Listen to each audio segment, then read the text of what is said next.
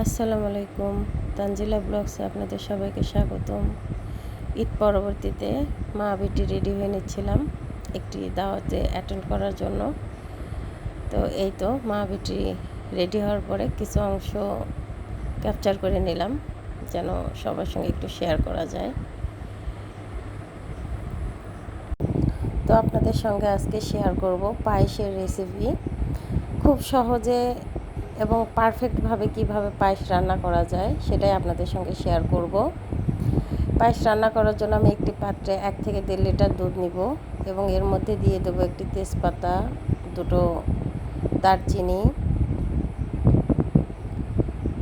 3টে সাদা এলাচ এবং এগুলো একটু ভালোভাবে মিশিয়ে নেব। তো এরপরে দিয়ে দেব এর মধ্যে সামান্য স্বাদ মতো লবণ। পায়েসে সবাই লবণ খেতে পছন্দ করে না, কিন্তু লবণ দিলে অনেকেই জানে না মিষ্টির টেস্টটা খুব ভালো আসে। এরপরে এর মধ্যে দিয়ে দেব আমি 1 থেকে 150 গ্রাম মতো পোলাও চাউল নিয়েছি। তো সে চাউলটা দিয়ে দেব এবং যে পরিমাণ চাউল দিয়েছি ঠিক সেই পরিমাণ পানি দিয়ে দেব এর মধ্যে এবং ভালোভাবে একটু নেড়ে চেড়ে নেব। পায়েস আমরা কম বেশি সবাই রান্না করতে পারি, কিন্তু পারফেক্টভাবে পায়েস তৈরি করাটা হয়তো অনেকেরই হয়ে ওঠে না। এই জন্য ভাবলাম আপনাদের সবার সঙ্গে এই রেসিপিটা একটু শেয়ার করি। যাই হোক, দুধ ফুটে ওঠা পর্যন্ত অপেক্ষা করব। দুধ যখন খুব ভালোভাবে ফুটে উঠবে তখন গ্যাসের যে আঁচটা আছে সেটা একদম লো মিডিয়ামে দিয়ে দেব এবং 10 থেকে 15 মিনিট এভাবেই চাউলটা সেদ্ধ হওয়ার জন্য দিয়ে রাখবো। তো 10 থেকে 15 মিনিট পরে ফিরে আসার পরে দেখেন একদম পারফেক্টভাবে চাউল সেদ্ধ হয়ে গেছে এবং গ্রেভিটা খুব সুন্দর হয়েছে। এখন এটা খুব ভালোভাবে নেড়ে চেড়ে নেব এবং এর মধ্যে যে যেমনভাবে মিষ্টি খেতে পছন্দ করে ঠিক সেই পরিমাণে চিনি দিয়ে দেব। চিনি মিষ্টি যে যেটা পছন্দ করে সেটাই দিতে পারে। তো চিনি দিয়ে এটা ভালোভাবে নেড়ে চেড়ে নেব। আমি একটু মিষ্টি খেতে বেশি পছন্দ করি, এই জন্য চিনির পরিমাণটা আমি একটু বেশিই দিব। তো এই তো চিনি দেওয়ার পরে আমি এটা আরও 5 মিনিটের মতো রান্না করে নেব। পায়েসের টেক্সচারটা খুব ভালোভাবে নিয়ে আসার জন্য অবশ্যই চিনি কিংবা মিষ্টি দেওয়ার পরে এটা 4 থেকে 5 মিনিট খুব ভালোভাবে মিডিয়াম আঁচে রান্না করে নিতে হবে। তাহলে অনেক সময় দেখা যায় যে পায়েস রান্না করার পরে এক্সট্রা পানি ছাড়ে। তো এই 4-5 মিনিট ভালোভাবে রান্না করে নিলে সেই এক্সট্রা পানিটা আর ছাড়বে না।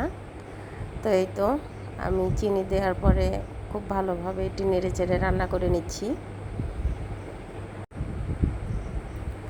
তো ছোটোখাটো ঘরোয়া প্রত্যেকটা অনুষ্ঠানে আমরা পায়েস খাওয়াটা খুব পছন্দ করি। তো সে পায়েস রান্না করাটা যদি আরও পারফেক্টভাবে হয় তাহলে সেই অনুষ্ঠানটা আরও খুব ভালোভাবে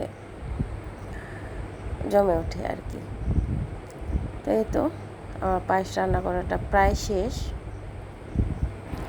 এই রান্নাটা শেষ হয়েছে কি না এটি দেখে নেওয়ার জন্য ছোট্ট একটি ট্রিক্স আছে, সেটা আপনাদের সঙ্গে শেয়ার করে নেব। এই তো রান্না করার পরে চামচটা উঠে এবং এর গ্রেভিটা হাতে দেখে নিব যে এটা আঠালো ভাব কি না। যখন দেখব যে এটা দু হাতের মাঝখানে একটু লেগে লেগে যাচ্ছে তখন বুঝে নেব যে পায়েস রান্নাটা হয়ে গেছে। তো এই তো আমার পায়েস রান্না রেডি। পরবর্তীতে এরকম আরও ভিডিও দেখার জন্য প্লিজ আমার পেজের সঙ্গে থাকবেন। সবাই লাইক, কমেন্ট এবং শেয়ার দিয়ে পাশে থাকবেন ইনশাল্লাহ।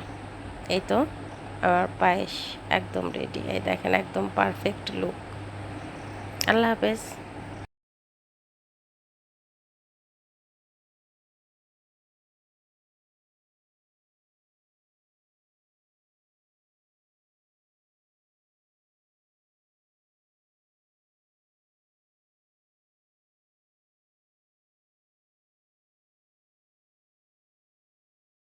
আসসালামু আলাইকুম। তানজিলা ব্লগস আপনাদের সবাইকে স্বাগতম। এই তো ঈদ পরবর্তীতে মা মাইয়া রেডি হয়ে নিলাম। একটা দাওয়াত ছিল মূলত সেখানে যাওয়ার জন্য। তো ভাবলাম নিজেকে একটু দেখে নেই কেমন লাগতেছে। তো সেটা আপনাদের সাথেও শেয়ার করলাম মামির সাথে কেমন লাগলো। তো যাই হোক, আজকে আমাদের আপনাদেরকে